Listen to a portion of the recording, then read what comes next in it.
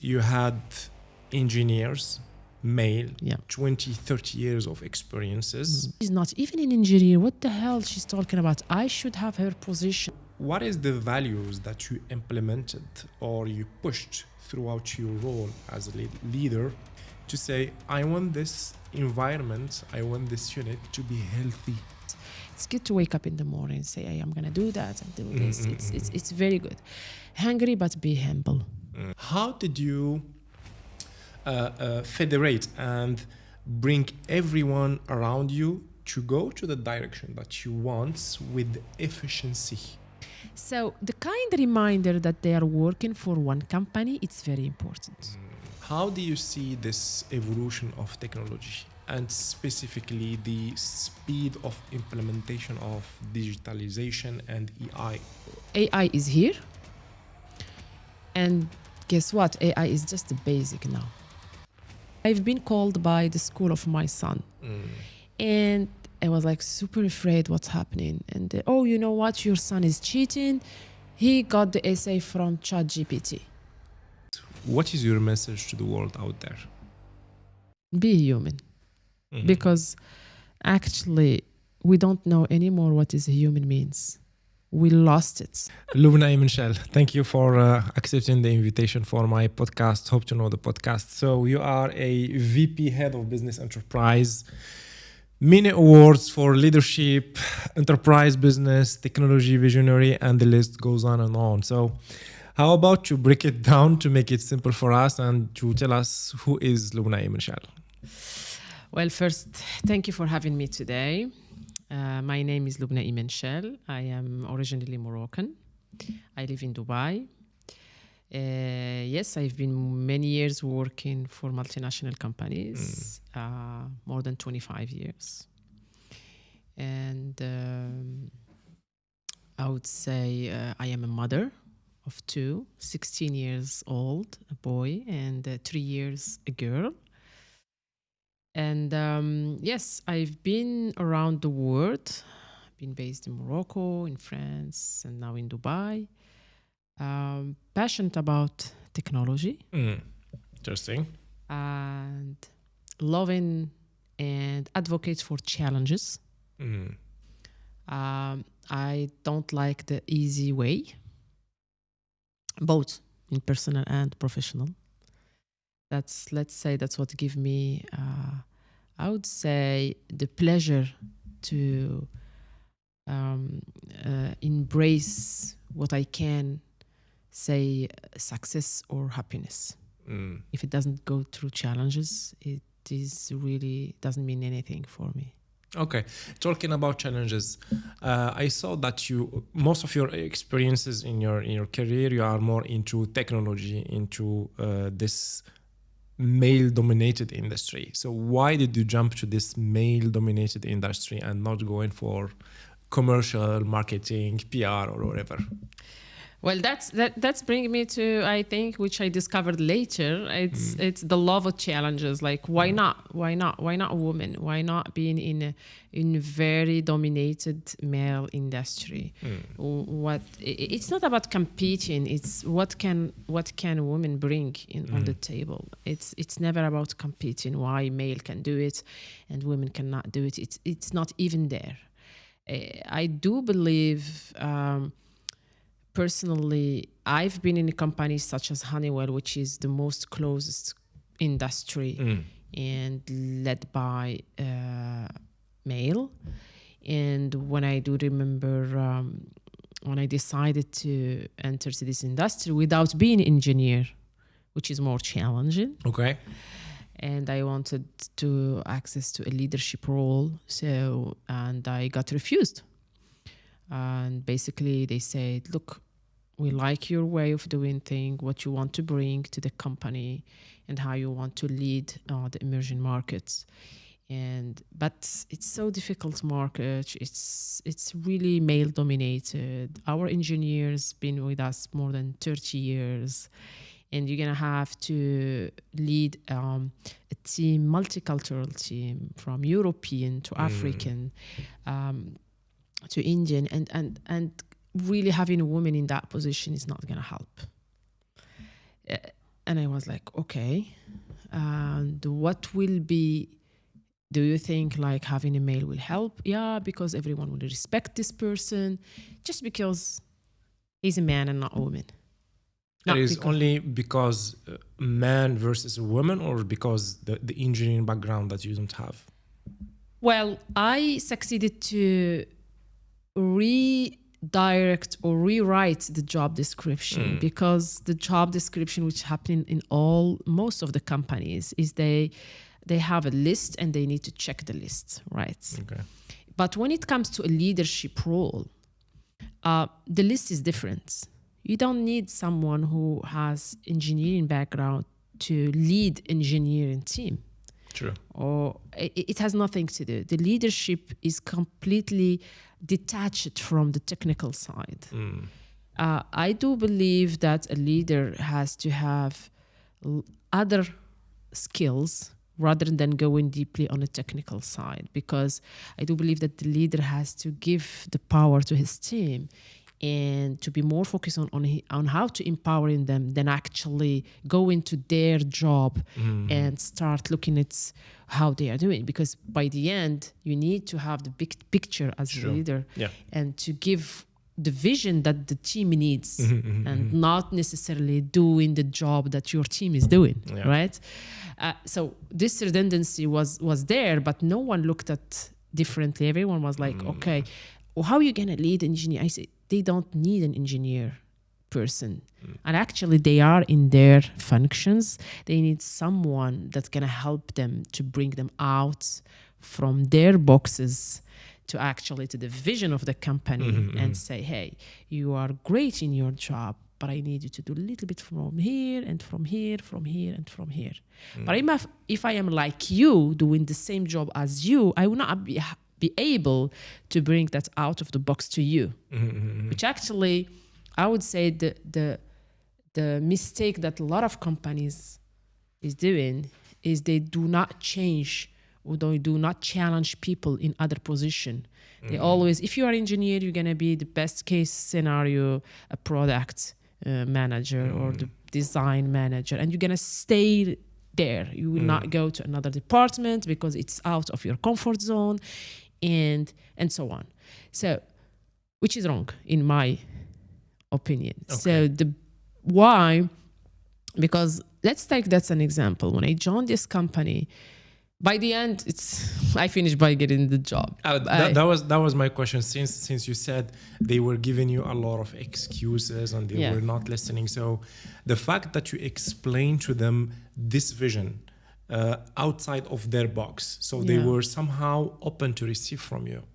They were said, "What do you want?" By the end, because they couldn't understand it, but they knew deep that I was right somehow, but they didn't understand how I was right. Because I was like, okay, what do you need exactly? If you are opening emerging markets, you need someone who has a very strong negotiation skill and opening the door. Do you think that, with all respect to engineering people, that they will be able to go and talk to the decision maker? And by the way, the decision makers of any project, they are not engineer. They look for another add value. Why they will choose you as a brand and not another brand? They do not care about how the IP protocol is working or whatever, because they have a team again that they are leading this, right? But they do need someone at their level to say, hey, if you come with me as a brand, I'm going to have this add value to your company, and I will bring you another one-stop solution for your own company. So the discussion and negotiation is much more larger than they're talking about IP protocol, open one, closed one, or whatever the discussion in a technical point, right? So when I explained that to the hiring manager, he was like, oh, you know what? You have a point. And I said, if this person go to the decision makers and speak their language, he will bring the project without knowing what he's bringing. That's true. Then he will close this project by giving it by the end to the people that they're gonna actually work on it. Because you don't need to prove yourself as a brand. You already have the product, but you need to prove yourself as a brand relationship with the customers, right? So then it's opened the door, because I was speaking really the language that can bring them and open for them the door for many projects. It can be healthcare, airport, or whatever. And then I said, okay, if you're not convinced, give me 10 minutes front of the jury, because in multinationals they have a jury who's hiring. It's not one decision maker. And this 10 minutes end up with actually 2 hours. And then it ends up with an offer. Because though the decision makers, of course, you have the HR, then you have the hiring manager, then you have actually the operation VP, and then you have the SVP of manufacturing, all stakeholders that you need to talk to, and they want to understand how you're going to lead this position, right? So basically, the presentation was not an interview like any other candidate where they were like, I was in competition doing that. Okay, the basic scenario. I came with a presentation to tell them, hey, this is how I will bring for you the value that you are looking at, and this is how I will lead the team, and this is how I will empower them, and this is how I will get the business, this is how I will manage my P&L based on that and that and that and that. My added value is leadership and knowing the markets. I think it was a very smart approach to come up with a presentation, because you isolate the objections that might have women, not men, and you project the discussion throughout something that will speak to them: numbers, strategy, achievement. So coming to this, you joined this company. Yeah, and it was the longest experience. Okay, so I assume that you had engineers, male, 20, 30 years of experiences. What kind of leadership style that you embrace and did you apply to make them trust you and to follow your leadership? What was the recipe secret? I do believe the first thing is I came up with the assumption that there will be resistance. I was ready for that. In any new position as a leader, and when you are ready for the challenges, you don't see them anymore in challenges, because in my opinion, you put your ego aside. And I do believe that the enemy number one is the ego. True. In the fact that I will take personally if an engineer doesn't want to follow my orders or my vision or anything, because he will believe that I'm not able, I don't understand the business, the industry, who you are. You are first Arabic woman, Moroccan one. There is this culture of the colonization. I mean, why now we have an Arabic woman leading a French or European team? This resistance. She's not even an engineer. What the hell she's talking about? I should have her position. I've been 30 years in the company. All this. So what I have done, I do remember my first day when I joined, I said, look, here is the scenario. Whatever you think about it, let me say it out loudly. You think I'm not able to do this job? You think I'm this? I don't have an engineering background. I don't have this.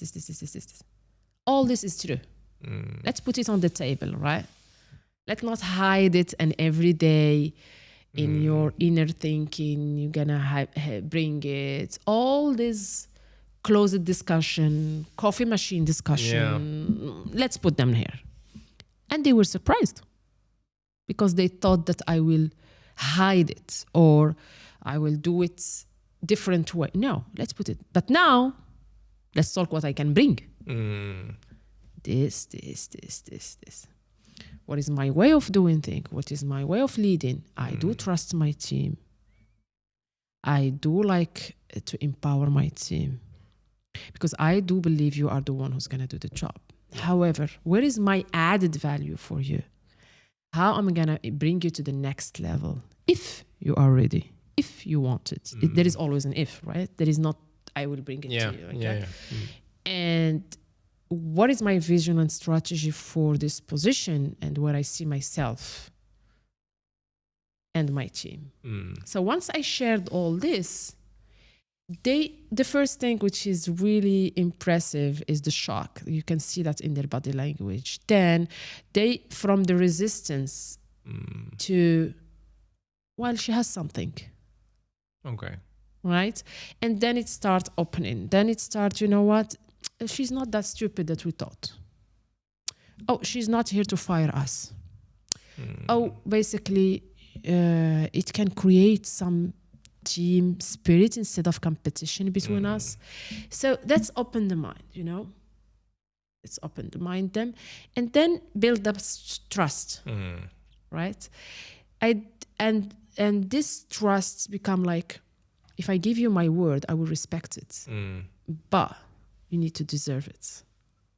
So this kind of relationship, it's empower the team and let them actually jump to the next level of whatever they want. And I was like, the first thing, today you are engineer, you want to change, I'm more than happy to support you.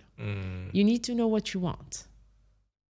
My role is to open the door for you because I want to discover what you can do more than your job. And I always say that to the team, even in my current role. And I was always sharing with them, you know, whatever you do today in your job is what you are paid for. Okay? Whatever you do more is what actually creates your future. That's a nice perspective, yeah. Right? So don't expect people that they will bring you to the next level just because you are doing your current job. Your current job is that what you are getting paid for. Right? And whatever you want to do more and fail, which is part of learning, it is actually the journey that you can show to your leader that you're able to do this, you want to learn more, you want to get out of your comfort zone. And this is what can actually show your values, your perspective, your ambition,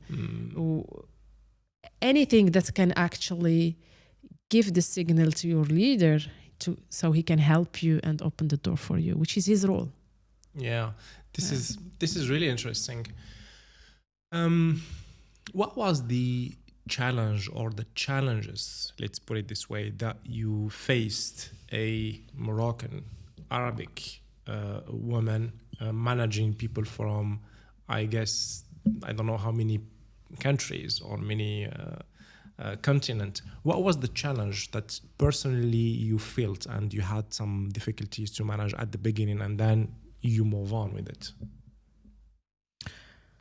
You know, it's funny because now that you are asking this question, it's been so long that I got used to it. Then I cannot go back and I say, hey, that was the challenge. No, because I embraced it. You know, when you got used to the pain, you don't feel it anymore. It's true. Right? So I do believe the resistance was the first challenge.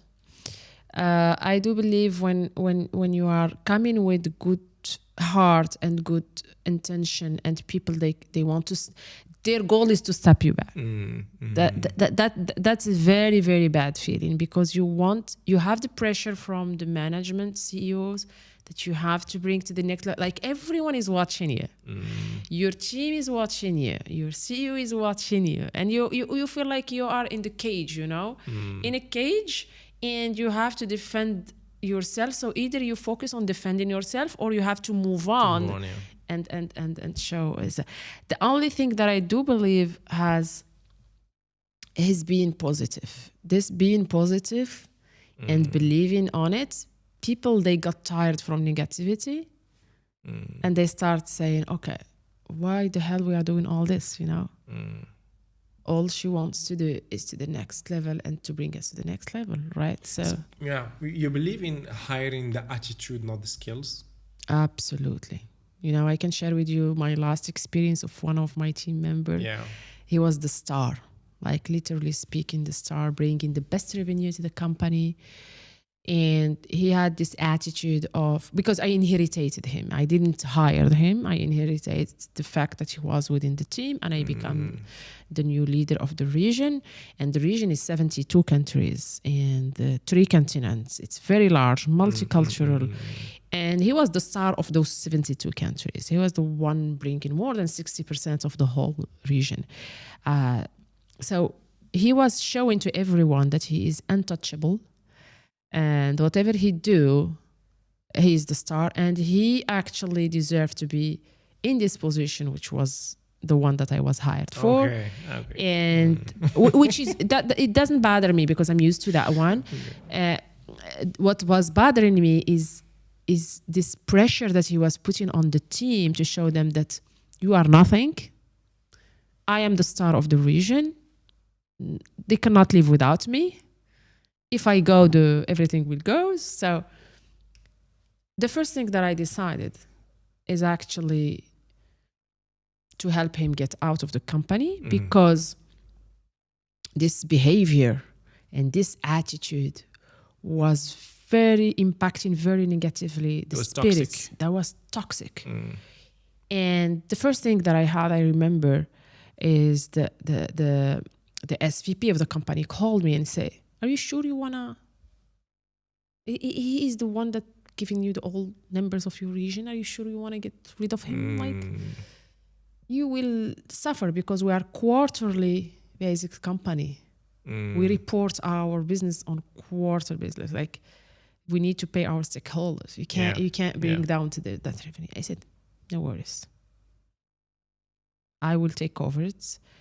And I did it in a very smart way, I guess, because I basically offered him to the competition. Okay. That was a very nice move and kind. So the person has had a very high ego. So I said, what can actually, there is nothing, I would say, easy to target and to get rid of than people who has a high level ego. It's very easy. That's what I call that you can buy them quickly. You know, maybe I'm using the term that's very harsh, but this is the reality.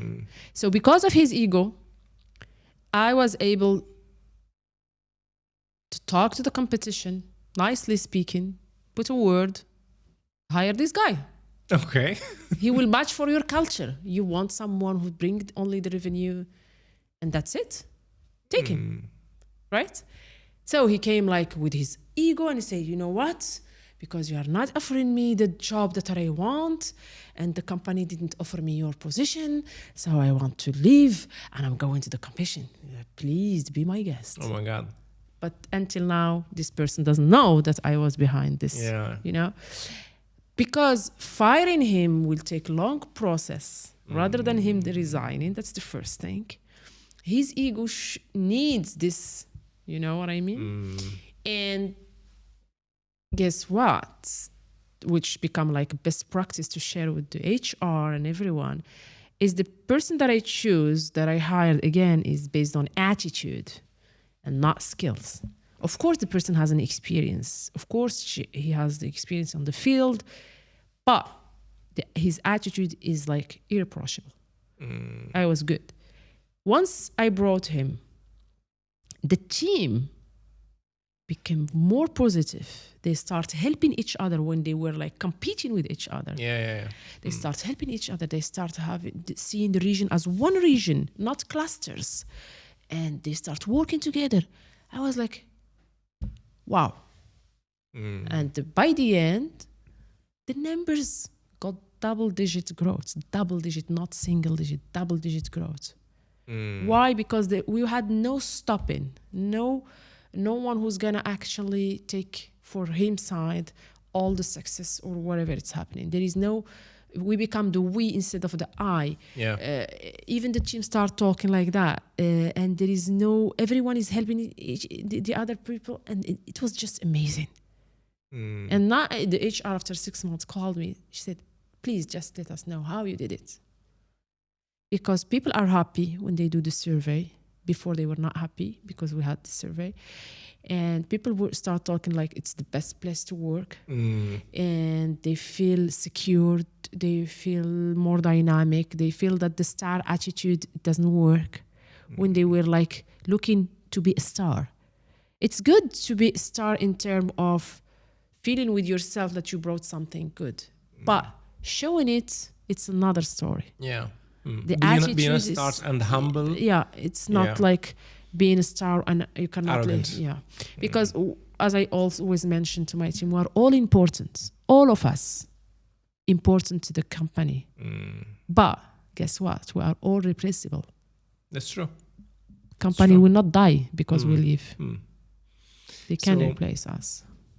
Thank you for the sharing. This really take me to the next point, which is the values of the company. You said when you help this gentleman to go through the competition and he's matching exactly their expectations, meaning that they have different values than yours. Yeah. So what is the values that you implemented or you pushed throughout your role as a leader in your business unit to say, I want this environment, I want this unit to be healthy to work in? Give me 3 values that you implemented in your organization. Because of the business and because of the pressure of the numbers always, by the end we are here to do the numbers. So I always put hungry as a value. Be hungry. It's good to be hungry, right? It's good to wake up in the morning and say, hey, I'm going to do that and do this. It's very good. Hungry, but be humble. The more you grow, the more humble you should be. You know, and I always share this image because I am a visual person. Okay. I don't know how to say it in English, like, you know, le blé, The wool, no? The wheat. The wheat, yeah. The wheat, you know, the plant of the wheat. When it is empty, it flies. That's true, because it's light. It's very light. Yeah. Because it's empty. But when you have the seeds, it goes down. That's and true. down and down. So the more seeds it has, It's the grounded. more humble the plants become. The more empty the I would say the wind can take it. But no one can take this wheat that has the seeds.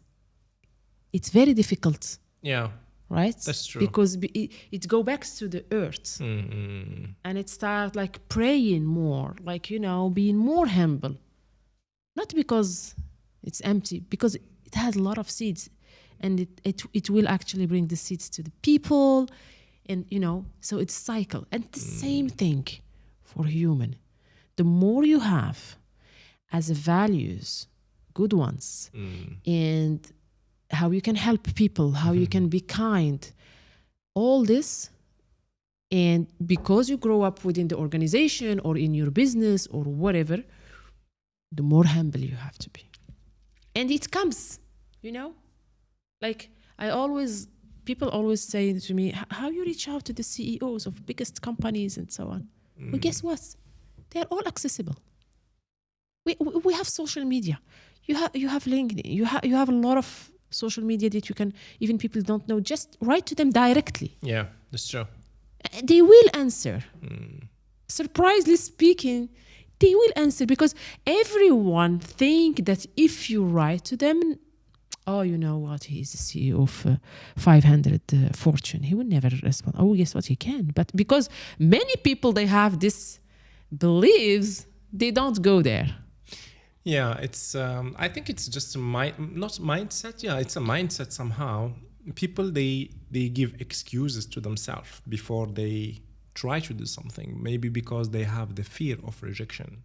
They go to reject it to not get answered, or even to have the courage, you know, to write to CEO on LinkedIn and say, oh, he's a CEO, he will not look at me, which is not true.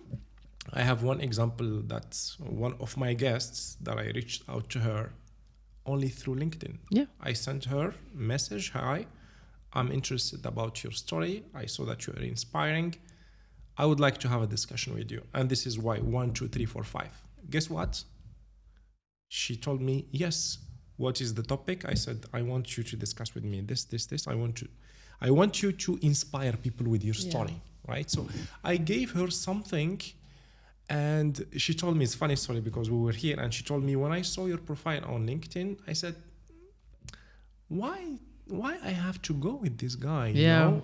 Was just And she said, when you answered my questions straight to the point, I realized that you are sure of what you want from your message. you Not have just, to be precise. yeah, exactly. Not just, hey, I want help. And always, this is my belief. When you reach out to someone, also either ask for help. If I reach out to you, Lubna, through LinkedIn, for example, I want you to help me understand 1, 2, 3, 4, 5. Not into approach of I'm seeking help in a negative way. You see what I mean? And also, people, they like when you bring something to them, and they will answer. CEOs, they are human at the end of the day, right? So they are accessible. Exactly. I mean, I had the same experience. I'm not a content writer on LinkedIn, but I do have like 16,000 followers, and I receive many messages per day, and I always find the time and answering to either connecting them with other people because they can help them in what exactly they said. And what you mentioned, it's very true. You have to be precise in your message. You cannot just say, "Hey, how are you?" This message also I received them. Well, this is not in the result. Okay, so you don't know, but people, when they say, "Hey, Loubna, I saw this, I'm interested in this, can you help me on this, I always answer. And I was also surprised when I talked to all the CEOs through LinkedIn. I reach out to them. If I need anything, they help. Even if you want to sell yourself as a profile for any company, you have to do your research first. You have to come up with precise message. People, they don't have time to read a newspaper. You know, and your story. You need your story. You need to be precise. You start always by the goal. Why you are contacting them, right? Why you want to get in touch with them? What are you expecting from them, right? And the organization of the message is very, very important because it shows your personality. It shows where you want to go, and surprisingly speaking, as you mentioned, people, they answer, right? Because it's not because the person has 2 million followers or 3 million followers, he's not going to answer. If he find your message important, and by the end he is willing to help, he will do it. There is no other way, because people, they think those people, they don't have time. They do when they want. That's true. And this is a nice message to all the people out there, how to exactly approach people, but because and for example, the company that I work for, I was in contact with the CEO directly, and he always liked my message. He always contact me, and I was like, oh my God, the guy he must be very busy. How come that he's doing that? And when I asked him, he said, hey, Loubna, for me, it is important to get in touch with people on the field. It's important to see what they are doing. It's important to understand, because the more close I am, the more I can be in actually bringing my vision to the reality. Because if I am dreaming on my in my office and I have no idea about what's going on, this connection, it's not helping. Yeah, that's true. So it is a win-win situation. It just has to be precise. It just has to be more organized, and that's it. There is nothing more. And what you just mentioned, people are afraid of rejection. Again, it comes to the ego. You know, it's true. Everything, and I can every time, and I had like the one-on-one with my team, and I always ask this question: why not? And it turns. It's because of their ego. Whatever they bring on the table, it's their ego perspective, their own understanding. There is nothing clear about it. Why you never applied for this, for example, for this position? Well, they will never take me because I don't want. Okay, but why? And then the more you ask about the why, you end up about the answer of, well, I don't want them to refuse me. Yeah, fear of rejection. It's crazy. It's the ego again. You touch the ego. Again, the ego. And so what if they refuse you? So when I ask this question, and so what if they refuse you? There is no answer. Surprisingly, there is no answer. Like, they cannot say, oh, my ego will get hurt. No. So there is no answer, you Yeah, know? yeah. And when there is no answer, then the person realize that it's about his ego. And then he said, okay, yeah, and so what, you know? I got rejected from Honeywell 1, 2, 3, 4 times. Yeah, guess what? I got the job. Because I never took it badly. It's a business relationship. Yes. I am selling my skills. I see things differently. I am bringing them this vision. If they don't accept it in the beginning, I put myself as I didn't explain it well. Then I find the gateway. Very nice approach, yeah. Like it. Right? Instead of saying, okay, they reject me, I don't, no way. There is, if I use this A way, it didn't work. Maybe I should use the B way. Maybe I should simplify my message more and then use the C way. You know, the ABC plan. So with this positive attitude, by putting my ego aside, and I don't care if they refuse. I'm not gonna die. Right? I'm not gonna die. This is very powerful. It is just business relationship. And if we are not matching, then at least I have a network. At least I saw that. So it is much more easy now, to be honest, than back 2008. Because now people, they start understand that hiring from different industry, that bring the flush. I mean, I would say the new blood. Yeah. And this fresh blood, it's actually can circulate in a very positive way. That's in the company, because the energy that they are bringing, it's actually always about why not. And this why not, it's opened the mind, and we need more people to think rather than just execute. Wow, this is another topic we will discuss about it. Yeah. Because the execution, a machine can do it. Yeah, that's true. And the thinking, it's not about the machine. People are afraid AI is going to take... No, AI is not thinking. AI has a memory because it's a machine. We as a human, we are blessed to not have this memory. That's true. We forget. Yeah, it's a blessing. Yeah.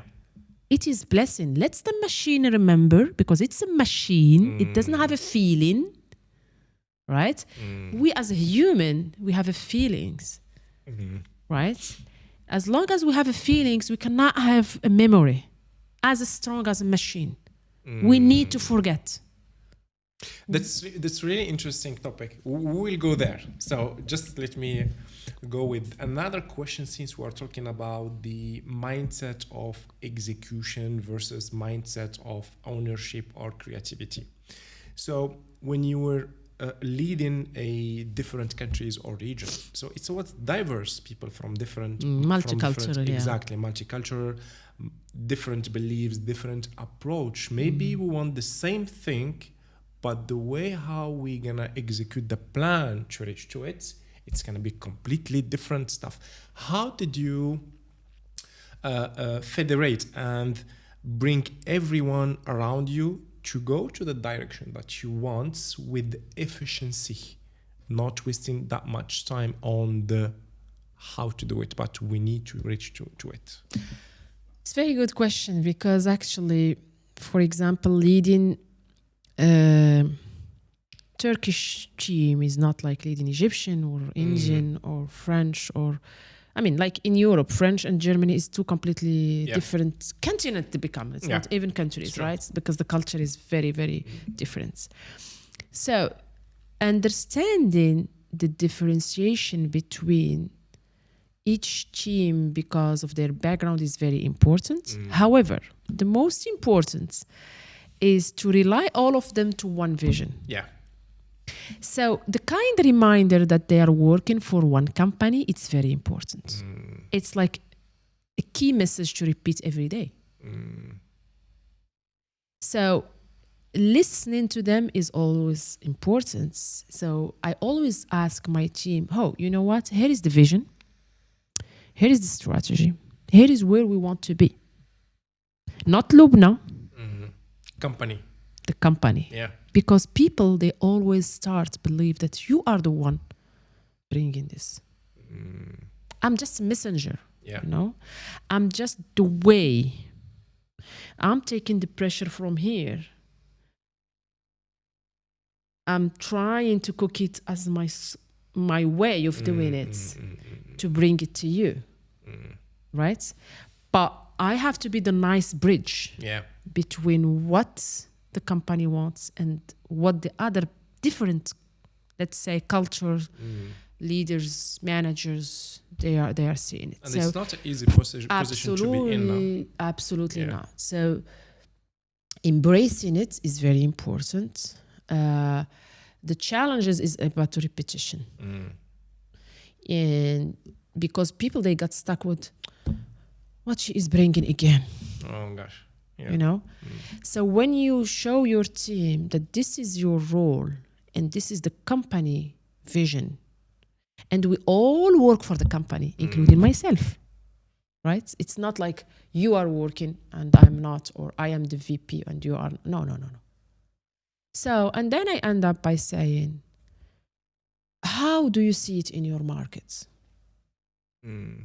How you can bring your actions to execute this vision? Then, of course, they will start always by the challenges. That's human nature. No, it's not gonna work in my market, because we have this resistance, we have this. Always. The list of the challenges always come first. Yeah. So as a leader, you need to be ready for that. You need to listen to it. Then once they finish, I ask the question, very simple one. I heard you. Now how are you gonna make it? Because I trust you. I trust you can make it. This is your role, right? And you need to tell me how I can support you. So how you create the bridge of trust, you create a bridge of collaboration, you create a bridge of one vision, think globally, act locally. Yeah. And then they start actually, okay, I have this challenge, but I need you to support me on this. I have this and I need it. Then it starts the discussion. Yeah. And as a leader, I always show them, yes, I can support you on this, but I cannot support you on this. I can support you on this, on this, on this, on this, on this.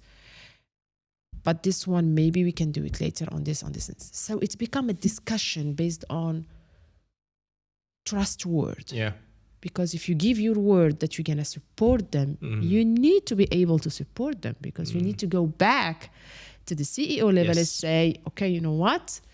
We need this. And you don't know if he's going to bring it to you. So this is where your experience played a role to know where is your limits. Because if you tell your team, and when I say you, I'm talking about myself, I mean, based on my experience. If I tell my team, like, you know, I can support you on this, and on Tuesday, oh, you know what? I just spoke to, I cannot do it. I'm not saying it doesn't exist. It exists. But the more you reduce it, then you build up a huge trust. It's true. People, they will trust you. They will hear when you become the leader, because they know that if you give your word and if you say something and you commit on it, you're going to deliver it. So they become like you know, it's this credibility, like, you know, I cannot deceive my leader because he or she supported me on this.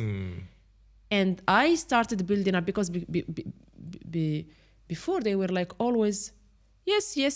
I had, this is another experience that I want to share with you, and specifically in Japan. Yeah. But this is just to close this chapter. I was like showing them, leading them by example, to understand, if you can't do it, do not give me your word. It's very important. Yeah. So here, when we call the commits, so the result become like accurate. There is no, I would say, huge buffer or differentiation. If they say, I'm gonna make this, they will do it. Then the trust. But I needed to show myself as an example. And they start doing it with their team. I said, we don't lie. Okay? So transparency. Transparency Yeah. on the commitment, transparency on what you can do and what you cannot do, explanation why you cannot do this. That's bring your team to embrace your challenges, and suddenly they start thinking out of the box on how they can help. Because they said, okay, Loubna, if we cannot do it this way, maybe we can do this way. And then they become creative. Because instead of breaking the rules because there is compliance or anything, they will actually start thinking out of the box with all the challenges. So not babysitting leadership, but building the trust relationship and let people actually be more realistic. I would not say the word positive or negative, but more realistic. It brings to that fact like the reputation become like, okay, you know what, Loubna, either you like her or you don't like her, you end up respecting her. Yeah. And for me, the respect is more important than any type of, because you cannot have everyone liking you. You will always have someone who is actually trying to find a different way, because we are not all similar, right? But if this person who actually not a fan of you is respecting you, for me it's the most important. Now, since you talk about Japan example. Oh, that's another. Yeah, because when I was managing also Japan and China, I find it was for me a culture challenge more than anything else. So I had to think twice every time before I was in Japan or China about my approach, even from the culture perspective, not to shock their way of thinking, to shock the way of doing things. And I found that two types of, let's say, people: the ones who don't know how to do the things, and the people who don't want to. So I had a solution for the people who don't know how. So you scale them up, you give them training. Exactly. But the people who don't want to, This is something different. this is really challenging topic. So you had the award of the technology visionary, right? So how do you see this evolution of technology, and specifically the speed of implementation of digitalization and AI, again, specifically post-COVID? The speed is phenomenal, right? So how you see the evolution of this technology nowadays on us as a human being? I'm not talking about technology, business, what analytics can bring as added value, but as a human perspective, how you see this evolution? I am the type of person who see this evolution in positive way. I will explain, which sometimes shocking people. I think it's also my spirit and my way of seeing things. Once we are facing something, guess what? Deal with it. Yeah, There's no go back. sure. It's like when we invented actually the cars and we say, oh, what's gonna happen, blah blah. It's always like that.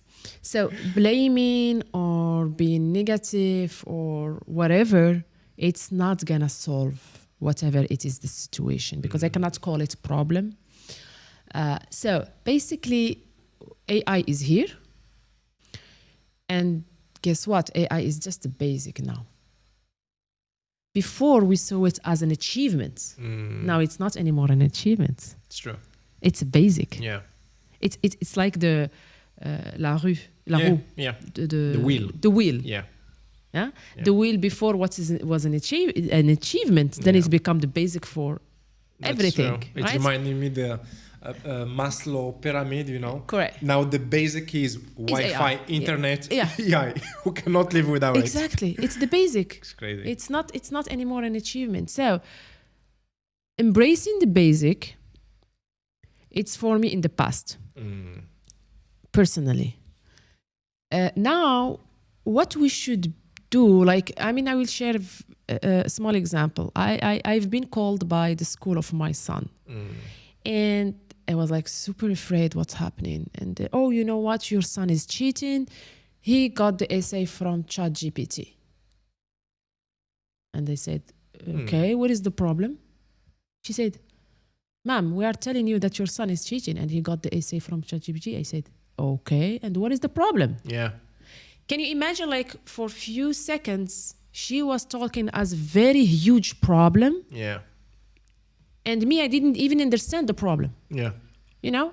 And that gives you how the perception of things is completely different, and how two people, same generation, but different thinking, absolutely the opposite. I was like, okay, if you called me to come here to talk about my son used ChatGPT, I'm lucky that my son used ChatGPT. Source of information now. It's like, that means you are out. Yeah, it's true. It's not him out. My son is smart enough to use something that's going to help him to go fast. You, because you are so afraid and you were not prepared that this generation will use as a basic for their essay a ChatGPT, that's why you are still seeing it as a problem instead of dealing with it.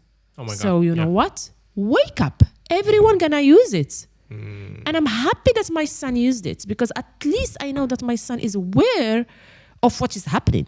Not like you, because apparently you are teaching him something that he can find in ChatGPT. That's true. Teach him something else. Yes. Yeah. And then she started, what do you want us to teach? I said, hello, there is so many things. Like thinking, how to think. You think that ChatGPT, he will teach him how to think? No. Philosophy, you think that ChatGPT? No. Art? No. How to deal in society? No. How to present? No. There is so many skills and knowledge that you can teach him. It's you are not prepared for that. That's true. I think there is some discrepancy between, even as you said, the same generation, but the way how things are evolving, we are not seeing it the same way, on the same speed. And why? Again, it's about how we think. Yeah, that's true. Because if you are focusing on executing instead of thinking, then this is where the shock is. So you have people that are focusing on execution, like this lady who called me, because she has a process for her. To follow it. A kid or a child or a student doesn't have to use ChatGPT. That's it. It's like, I told her, it's like you're asking my son to not use laptop, and he has to write like I was writing when I was in primary school. Doesn't happen. Wake up.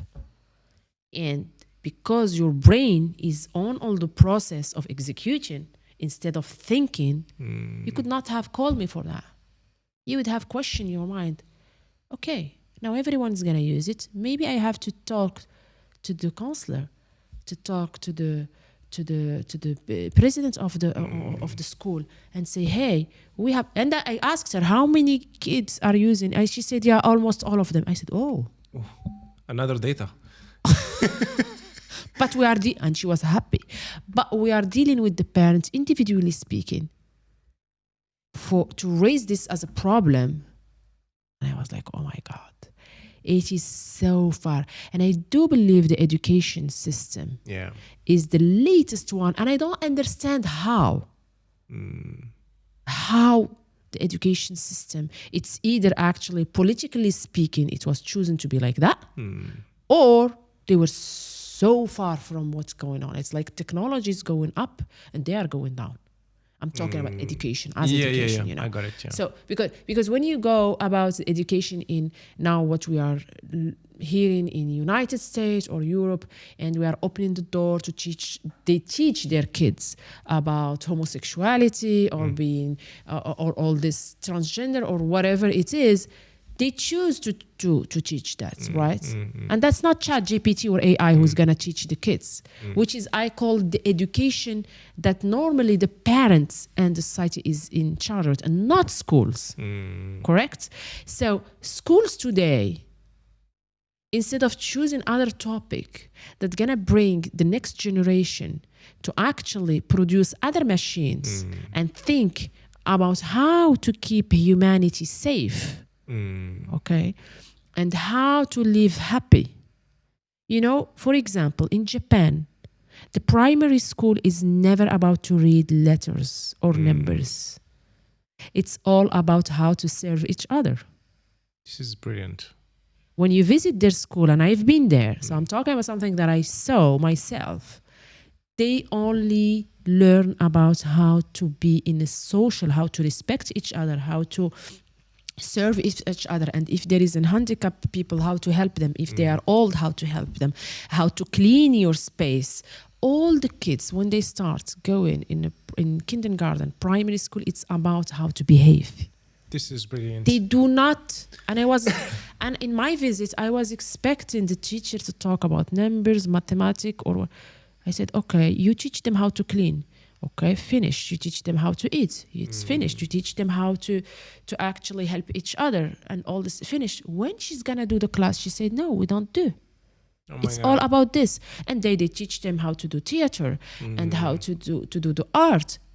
Well, guess what? When I asked the question, why at this age, they said, because this is the age when they learn and their mind and the kidney will catch all the things that you are building. It's like you are putting the seed on the right time. It's not when they become teenager, when they have hormones problems. No, it's now. It's between 5 years. They start at 3. It's between 3 to 8 years. You have to build the spirit of helping, of how to live in society, and then you have your seeds growing. To live, go and live. There is no, after the 8 they can do, because they have it. There is nothing anymore to teach. That's true. So back to that's back to your question about an AI and technology. It's just a way of explaining from different examples that actually facing it, embracing it, it's two different things. For me, looking at it as a machine on how actually it can serve. Today, AI, like let's say I will take problems like what will be the first problem in the world? It's how people, they can have access to water. That's true. The next war, because unfortunately humanity need wars, and I'm against war, but anyway, the next war will not be about oil or gas. It will be about water, right? So the second one, it will be about food.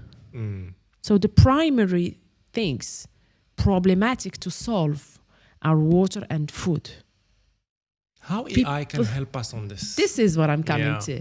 So AI will be actually doing the link between what you can program to execute on all the piping, producing the CO2, producing the water in a different way.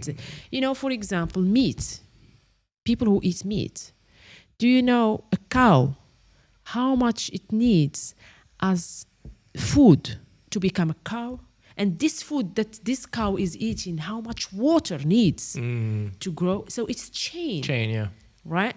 Then it come to human who consume this meat. Yeah. It's a long process. It is a long process. And this process, if we use AI to create channels for water, to find to do all the executive and the repetition actions that a human doesn't need to waste his time on that, and you cannot provide human in each simple, I would say, faces in the world. You know, we don't have that. We don't have that power. It costs so much. The machine can do it. So let the machine serve you. It's all about what you are using the AI for. Again, it's all about that. You know, the wheel, you can use it for an army, or you can use it to transport food. It's about the same way. Yeah, it's about if you want to or not. So this is a politically based now. You know? Yeah, it's about what you want to do with it. That's true. AI is not bad. You transfer it to be bad. It's different. Yeah, I think that everything has a risk when it comes to technology. A car can be a risk. A plane can be a risk. The way how you see it, the way how you use it, this is two completely different things. So my last question to you, Loubna. It's really amazing discussion. I love it too. In this crazy and madness that we are living these days, what is your message to the world out there? Be human. Because actually, we don't know anymore what is a human means. We lost it. Like literally speaking, we start trying to, when someone is saying animals become better than humans. So what does it mean? Just be human, because even animals, they don't kill each other in that way. That's true. Right? They defend themselves because they are in the same species. Correct? So you see them defending themselves. So for me, the first message will be human, be kind. You cannot even imagine the power of being kind, what can bring to the next level. And being kind, it starts from waking up in the morning. I like always not to give these big words, even in my daily life or with the team that I'm working with or in my personal life. It's not about the big word, be kind and that's it. No, it's how to translate it to small actions. That's true. Wake up in the morning, hug yourself, hug the people that you are with. This hug, which is very small actions, can bring you to the energy level that can actually... Oxytocin also. Exactly. And that... You know, I started doing something lately and I found it very powerful. When I wake up, I hug myself. I hug my son. I hug my daughter and I hug the nanny of my daughter. What I felt, and the nanny of my daughter, she was like, she actually changed because she's transferring this love not only to my daughter, I had no doubt about this, but to her community. That's true. And it goes, it's like, contagious. you know, it's contagious and the energy, you know, it goes like that. And you cannot even imagine how actually powerful that is. Small actions. So for me, be kind is the key, because the be kind bring you to the be human again, true. Right? And that's what can bring us to the next level. It's not by being mean. It doesn't serve anyone. It's true. Thank you so much for this amazing and powerful and inspiring discussion. I hope if we would had more time to go through different topics, but it's really amazing. Thank you so much, Loubna. Thank you, Badr, for inviting me. I really wish you all the best. It's really nice discussion and I really loved it and enjoyed it. Thank you so much. Thank you. Thank you.